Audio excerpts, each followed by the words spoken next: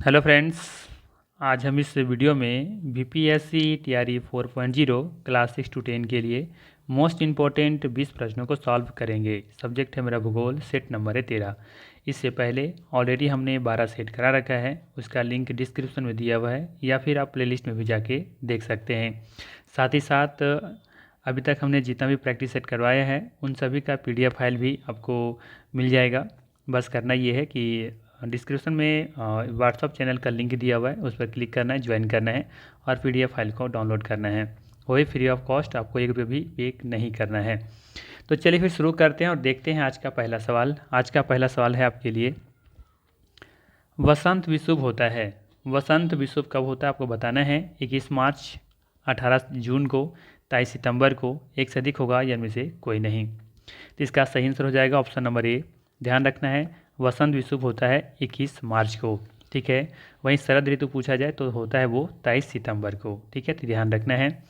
आप यहाँ मैप के जरिए भी समझ सकते हैं। यहाँ सब देखेंगे तो ये है आपका वसंत विषुव।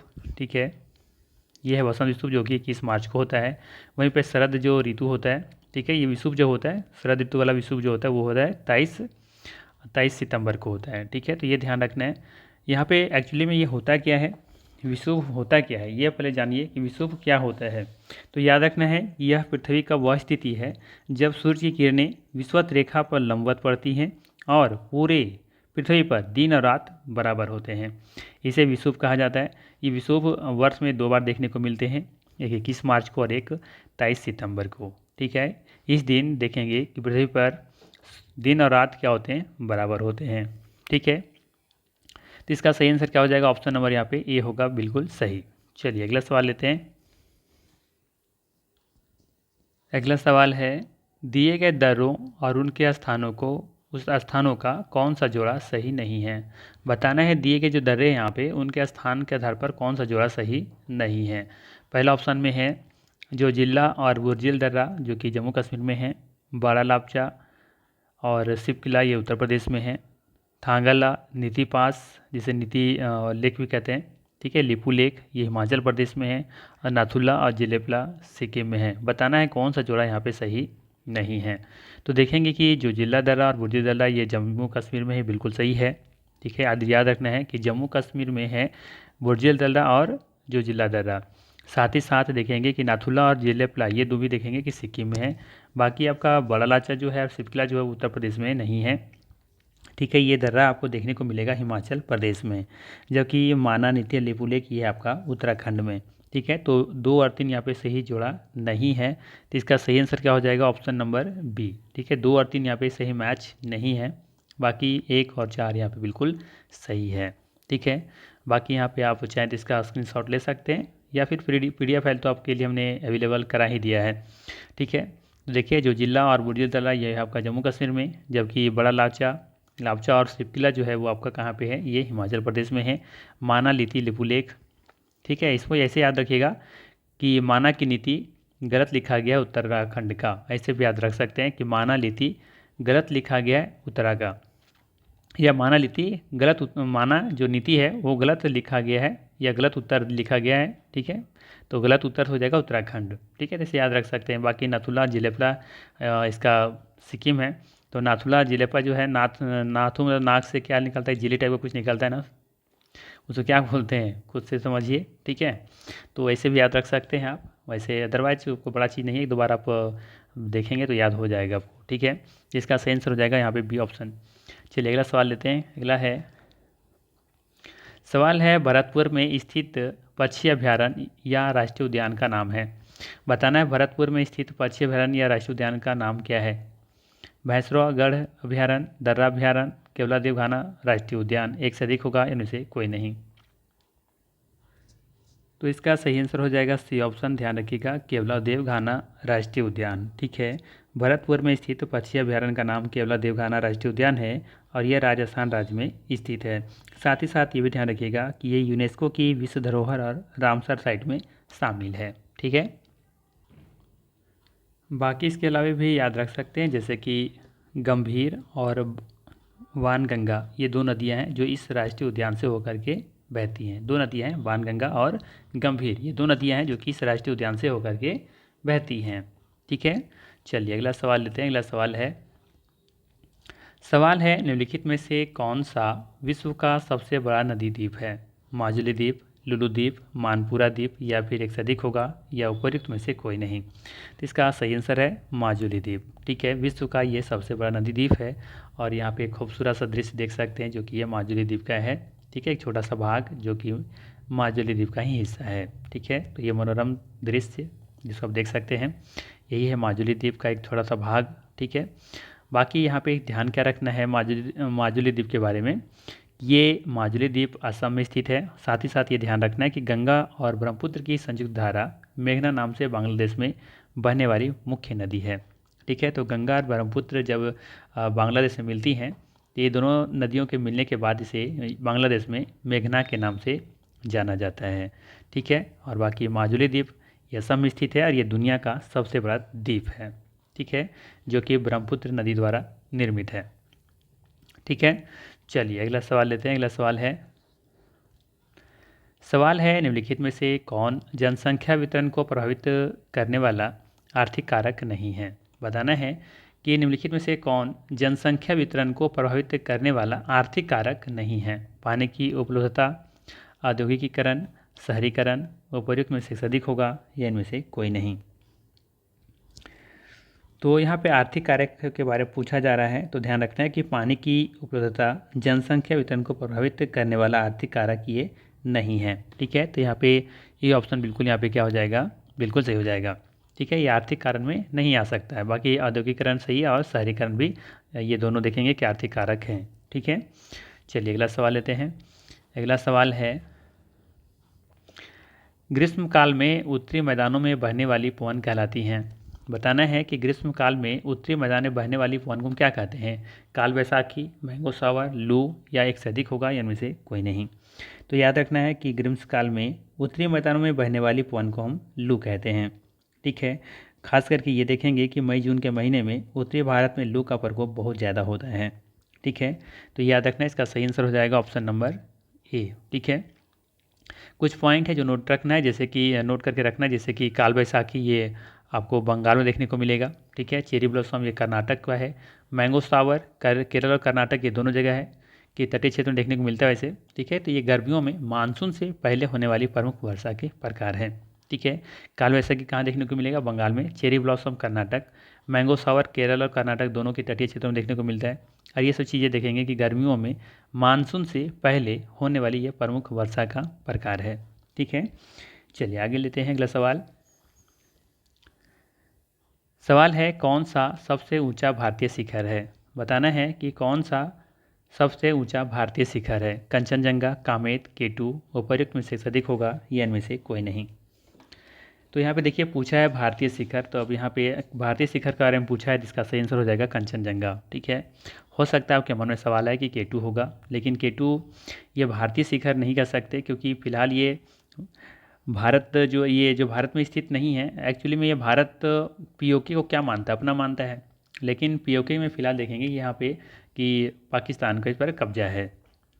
तो इस हिसाब से हम कह सकते हैं कि भारत में स्थित जो है वो भारत का सबसे ऊंचा भारतीय शिखर कंचनजंगा है। ठीक है, और पीओके में स्थित केटू है। ठीक है, तो ये ध्यान रखना है यहाँ पे। तो इसका यहाँ पे कुछ पॉइंट है जो कि हमें रखना चाहिए, जैसे कि कंचनजंगा की चोटी अक्सर पूछ लिया जाता है। ठीक है, कितना है? तो इसका जो हाईएस्ट जो पीक है इसका है 8,598। कितना? 8,598 मीटर। ठीक है, और ये किस राज्य में स्थित है? ये सिक्किम में देखने को मिलेगा। ठीक है, बाकी यहाँ पे याद रखना है थोड़ा सा केटू के बारे में भी। ये केटू जो है आपका वर्तमान में तो हमने बताया कि ये पीओके वाले में क्षेत्र में स्थित है ये, और इसकी जो हाइट है इसका हाइट है 8,611 मीटर। ठीक है ना, चलिए अगला सवाल लेते हैं। बाकी एक पॉइंट है, ध्यान रखिएगा। पॉइंट क्या है? पॉइंट है कि विश्व की सबसे ऊंची चोटी नेपाल और तिब्बत सीमा में एवरेस्ट चोटी है। ठीक है, तो यानी कि विश्व की सबसे जो ऊंची चोटी है वो कहाँ पे स्थित है? तो नेपाल में स्थित है, तिब्बत सीमा के सीमा पर स्थित है, ये ध्यान रखना है। चलिए अगला सवाल लिया जाए। अगला सवाल रहेगा पूर्वी भारत की पहाड़ी पट्टी मेघालय मूल रूप से किसका हिस्सा था। ठीक है, बताना है कि पूर्वी भारतीय जो पहाड़ी चोटी पट्टी जो मेघालय है वो मूल रूप से किसका हिस्सा था। मणिपुर, सिक्किम, असम, एक से अधिक होगा या इनमें से कोई नहीं। तो याद रखना है कि पूर्वी भारत की पहाड़ी पट्टी मेघालय मूल रूप से असम का हिस्सा है। ठीक है, तो इसका सही आंसर हो जाएगा सी ऑप्शन। ठीक है, बाकी कुछ कुछ और भी हैं पहाड़ियाँ हैं जो कहाँ पे किस राज्य में स्थित हैं, अक्सर पूछ लिया जाता है, जो कि आपको याद रखना चाहिए। जैसे कि गारो ये मेघालय में है, मेरी अरुणाचल प्रदेश में है, कोल्लम मलाई ये तमिलनाडु में है, जबकि दालमा झारखंड में है। तो ये सभी पहाड़ियाँ का नाम याद रखिए। जैसे दालमा की पहाड़ियाँ कहाँ हैं, तो झारखंड में है। कोल्लम मलाई तमिलनाडु में है। मेरी की पहाड़ियाँ अरुणाचल प्रदेश में है, जबकि गारो मेघालय राज्य में स्थित हैं। ठीक है, और एक पॉइंट यार भी याद रखिएगा, जैसे कि सिक्किम को 1975 में संरक्षित राज्य और फिर पूर्ण राज्य बनाया गया था। ठीक है, तो ये ध्यान रखना इस पॉइंट को भी। चलिए अगला सवाल लिया जाए। अगला सवाल है कि पेरियार नेशनल पार्क में स्थित है। बताना है पेरियार नेशनल पार्क, यहाँ पे डैश होना चाहिए था, खालिस्तान में स्थित है। केरल में, कर्नाटक में, तमिलनाडु में एक से अधिक होगा या इनमें से कोई नहीं। तो याद रखना है पेरियार नेशनल पार्क केरल में स्थित है। ए ऑप्शन यहाँ पे क्या होगा, सही होगा। बाकी और भी हमने राष्ट्रीय पार्क को लिया है यहाँ पे, जिसको याद रखना चाहिए। जैसे कि नल सरोवर अभ्यारण्य ये गुजरात में है। तंसा अभ्यारण्य ये आपका महाराष्ट्र में है। पंचमढ़ी अभ्यारण्य मध्य प्रदेश में है। घाना पक्षी अभ्यारण्य ये आपका राजस्थान में है। ठीक है, वहीं कांजीरंगा नेशनल पार्क असम में है। वेदांत गल अभ्यारण्य तमिलनाडु में है। चिल्का अभ्यारण्य उड़ीसा में है। और बांदीपुर नेशनल पार्क ये कर्नाटक में है। ठीक है, तो यहाँ पे कुछ इंपॉर्टेंट राष्ट्रीय पार्क अभ्यारण्य के नाम दिए गए हैं, जिसको याद आपको रखना चाहिए। ठीक है, इसमें सभी जो है वो इम्पोर्टेंट ही हैं। एग्ज़ाम में जो भी आ जाए वो इम्पोर्टेंट ही होता है, बाकी कोई काम का नहीं है। तो अब पता नहीं कौन सा एग्ज़ाम में पूछ लिया जाए, तो कोशिश करना चाहिए कि कम से कम जो इम्पोर्टेंट है उसे थोड़ा सा ध्यान में रखा जाए। ठीक है, चलिए अगला सवाल लेते हैं। अगला सवाल है सुल्तानपुर नेशनल पार्क में है, यानी वहाँ पे डैश होना चाहिए था कि सुल्तानपुर नेशनल पार्क खालिस्तान में है। मतलब कहाँ पे है ये, राजस्थान में है, दिल्ली में, हरियाणा में है, या एक से अधिक होगा या इनमें से कोई नहीं। तो याद रखना है कि सुल्तानपुर नेशनल पार्क हरियाणा में है। ठीक है, तो सी ऑप्शन यहाँ पे क्या होगा, सही होगा। ठीक है, बाकी और भी राष्ट्रीय पार्क हैं, जैसे कि किश्तवाड़ नेशनल पार्क ये जम्मू कश्मीर में है। बांधवगढ़ नेशनल पार्क मध्य प्रदेश में है। नागरहोल नेशनल पार्क कर्नाटक में है। रोहिल्ला नेशनल पार्क हिमाचल प्रदेश में है। भगवान महावीर पार्क गोवा में है। और चंद्रप्रभा अभ्यारण्य ये उत्तर प्रदेश में है। ठीक है, तो ध्यान रखना है, इन सभी राष्ट्रीय पार्कों को भी आपको याद रखना है। ठीक है, ये सब देखिए रटने की ज़रूरत नहीं है, कोशिश कीजिए कि 2 बार नज़र दौड़ा के देखिएगा, 2 बार वीडियो रिपीट कीजिएगा, या तो इसको कहीं से एक बार लिखने का प्रयास कीजिए। लिख करके भी आप याद कर सकते हैं। 1-2 बार लिख करके प्रयास करेंगे ना तो ऑटोमेटिक याद हो जाएगा, कोई ट्रिक करने की ज़रूरत नहीं है। ठीक है, खुद से याद करिए, कोई ना कोई ट्रिक लगाइए। किश्तवाड़ नेशनल पार्क हाँ जम्मू कश्मीर में है। बांधवगढ़ मध्य प्रदेश में है। नागरहोल नेशनल पार्क में कर्नाटक में है। रोहिल्ला नेशनल पार्क हिमाचल प्रदेश में है। भगवान महावीर पार्क गोवा में है। ठीक है, तो कोई नहीं कोई अपने से भी ट्रिक थोड़ा बहुत लगा करके आप याद कर सकते हो। ठीक है ना, चंद्रप्रभा अभ्यारण्य उत्तर प्रदेश में है। तो इस तरीके से आप चाहें तो 1-2 बार लिखेंगे, प्रयास करेंगे तो याद हो जाएगा, ऐसा नहीं है। ठीक है, चलिए अगला सवाल लेते हैं।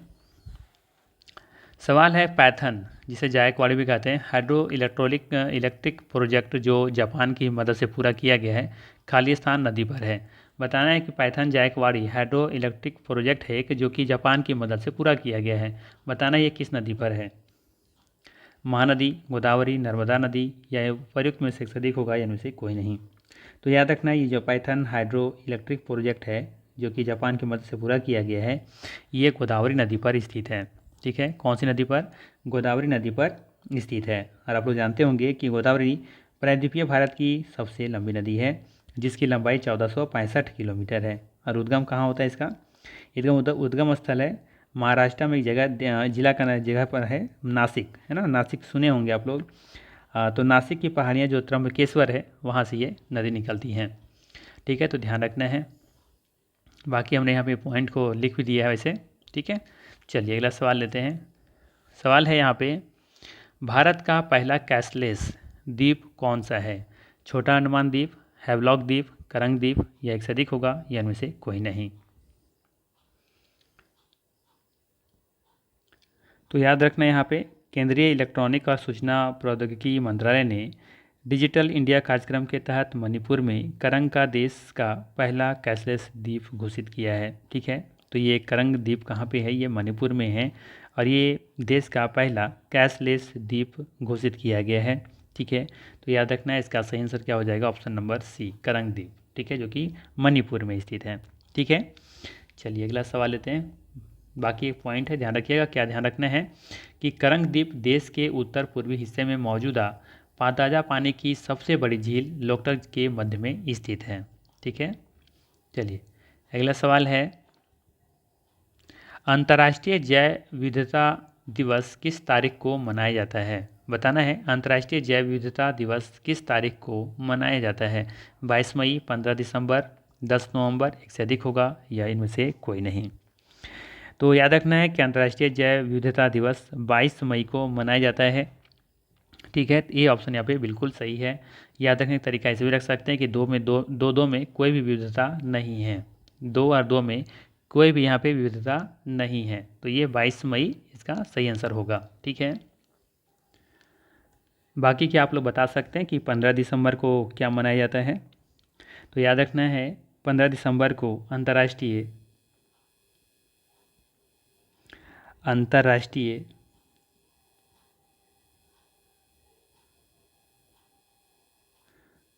चाय दिवस मनाया जाता है। ठीक है, अंतर्राष्ट्रीय चाय दिवस के रूप में मनाया जाता है 15 दिसंबर को।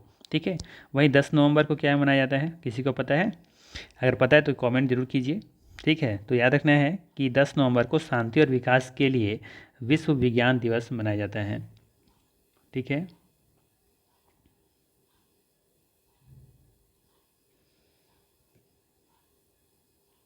ठीक है, ध्यान रखना है कि 10 नवंबर को शांति और विकास के लिए, ठीक है ना, शांति और विकास के लिए विश्व विज्ञान दिवस मनाया जाता है, ये आपको याद रखना है।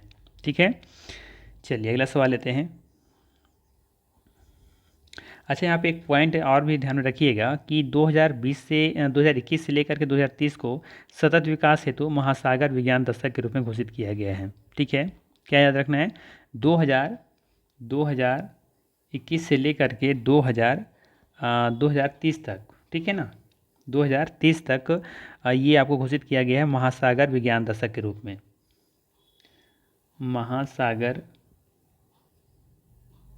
महासागर विज्ञान दिवस।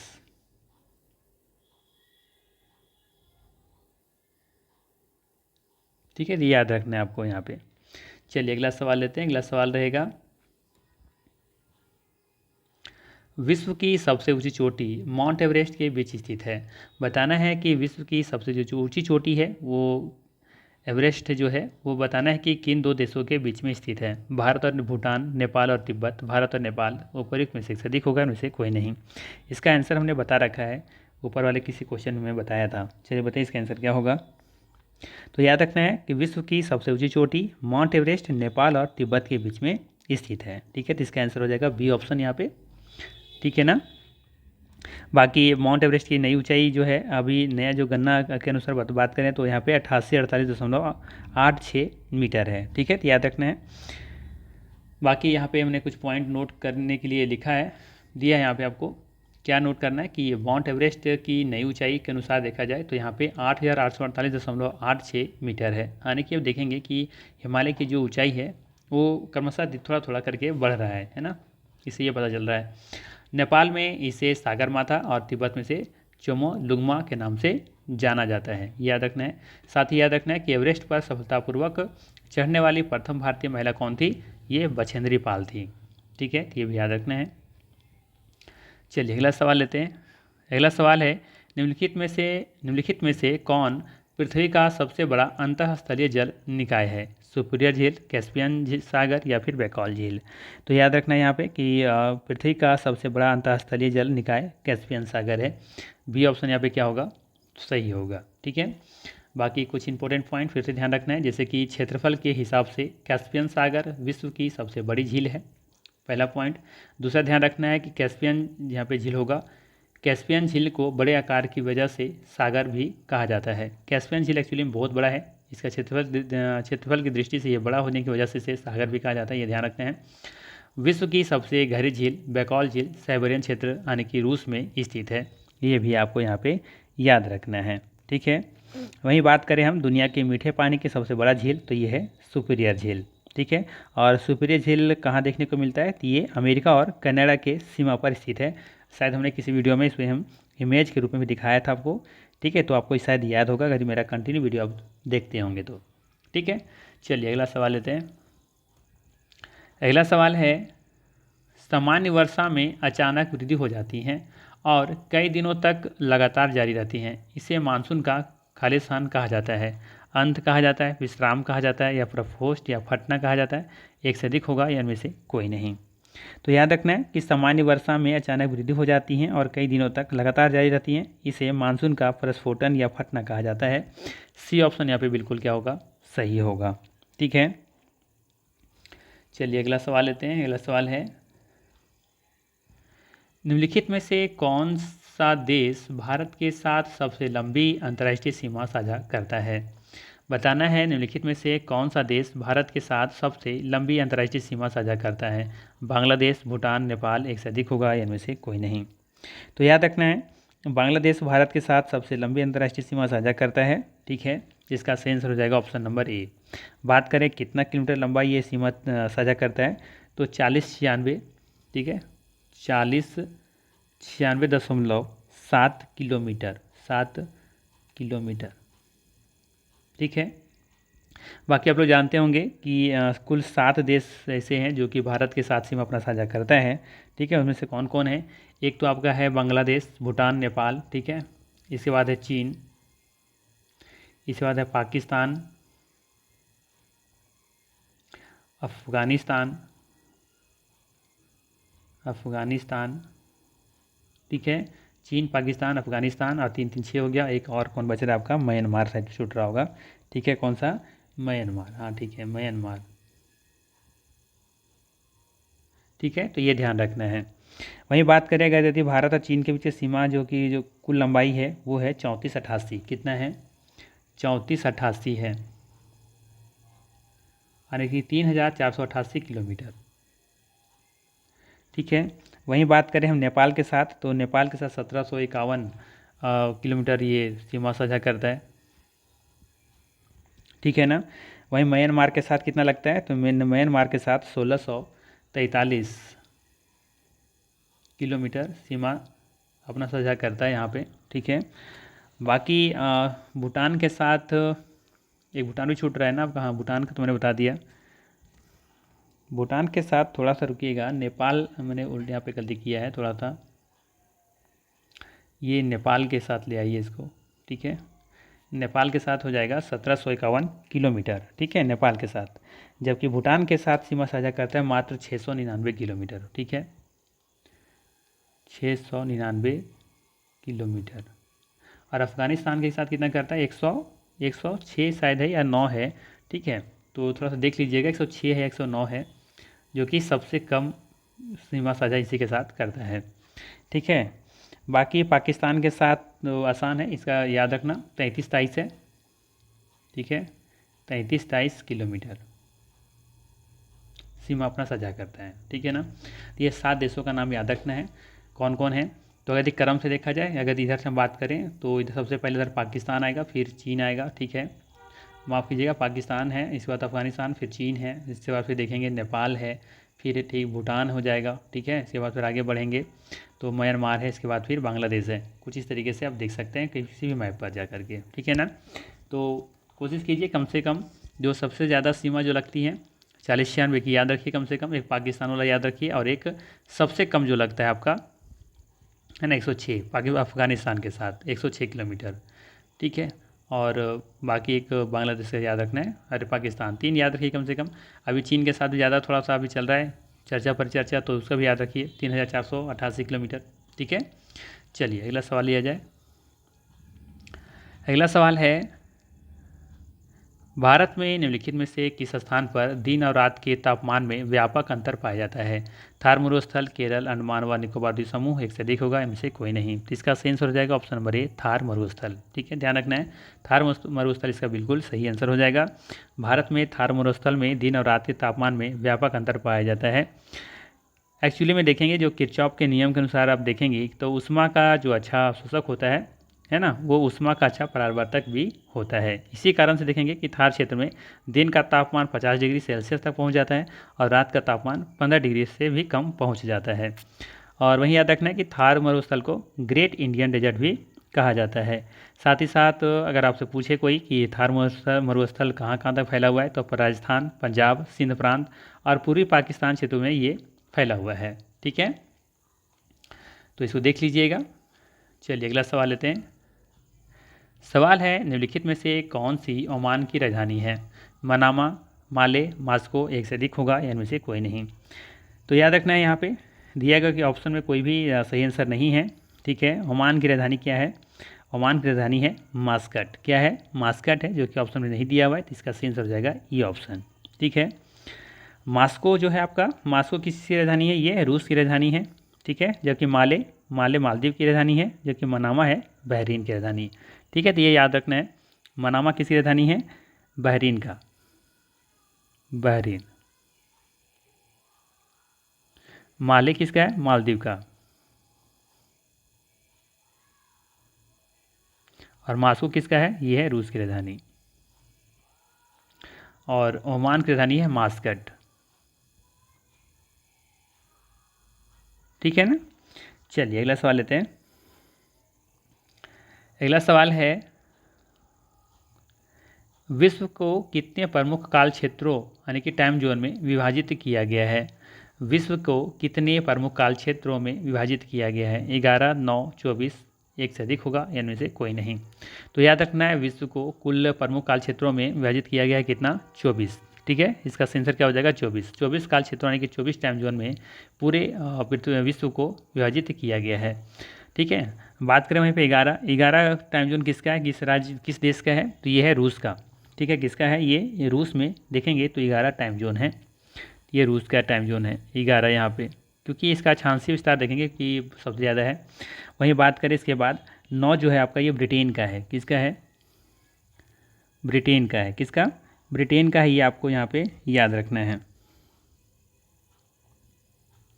भारत का कितना है? तो भारत का है एक। कितना है? भारत का एक ही टाइम जोन है। ठीक है, जो कि 5 राज्यों से होकर के जाती हैं, ये भी आपको याद रखना चाहिए। ठीक है, तो भारत का जो मानक है, भारत का मानक समय देशांतर जो है वो उत्तर प्रदेश, मध्य प्रदेश, छत्तीसगढ़, उड़ीसा और आंध्र प्रदेश राज्य से गुजरता है। कुछ यूँ देख सकते हैं यहाँ से, ये आपका है, ये आपका उत्तर प्रदेश। ठीक है, इस बार फिर देखेंगे ये मध्य प्रदेश, ये आपका देखेंगे छत्तीसगढ़, ये देखेंगे आपका यहाँ पे ये उड़ीसा और ये आपका देखेंगे यहाँ पे ये आंध्र प्रदेश। ठीक है ना। यहाँ पे अक्सर ये सवाल देकर के कन्फ्यूज कर दिया जाता है तेलंगाना और आंध्र प्रदेश के बीच में। तो ध्यान रखना है यहाँ पे कि ये देखेंगे जब आंध्र प्रदेश से तेलंगाना अलग हुआ था तो ये तेलंगाना कुछ इस तरीके से बना था। ठीक है, इस तरीके से। ठीक है, कुछ ऐसा ही है। ठीक है, तो कुछ इस तरीके से ये तेलंगाना है, ये तेलंगाना है और ये आपका आंध्र प्रदेश है। तो देखेंगे कि ये जो मानक रेखा है वो आंध्र प्रदेश से गया हुआ है। तो यहाँ पे अक्सर सवालों में तेलंगाना देकर के कन्फ्यूज हमें कर दिया जाता है। तो तेलंगाना याद रखें, तेलंगाना बिल्कुल नहीं होगा, क्या होगा? आंध्र प्रदेश होगा। ठीक है, तो ये 5 राज्यों के नाम याद रखने हैं जो कि कर्क रेखा मकर रहती है, माफ़ कीजिएगा, मानक रेखा। ठीक है, जो कि 82.5 डिग्री से भारत से गई हुई हैं। ठीक है, अगर बात करें मकर रेखा के कर्क रेखा के बारे में, तो यहाँ से ये देखें कुछ इस तरीके से गया हुआ है। ठीक है, जो कि 8 राज्यों से होकर के जाती हैं। ठीक है, चलिए, तो ये था मोस्ट इम्पोर्टेंट 20 MCQ। अगर वीडियो अच्छा लगा हो तो लाइक ज़रूर कीजिएगा, चैनल पर नए हैं तो सब्सक्राइब जरूर कर लीजिएगा। और आप लोग से एक मेरा थोड़ा सा शिकायत है कि आप लोग वीडियो देखते हैं लेकिन लाइक नहीं करते हैं। अगर वीडियो में देखते देखते यहाँ तक पहुँच ही गए हैं तो बस रिक्वेस्ट रहेगा, एक लाइक ज़रूर कर दीजिएगा, क्योंकि वीडियो के बीच में हम कहीं नहीं बोलते आप लोगों को कि लाइक करने के लिए। अगर यहाँ तक पहुँचे हैं तो ज़रूर लाइक कीजिएगा और नहीं पहुँचे हैं तो अगर कोई बात नहीं। ठीक है, तो चलिए फिर मिलते हैं इसी तरह के नेक्स्ट वीडियो में। Thanks for watching.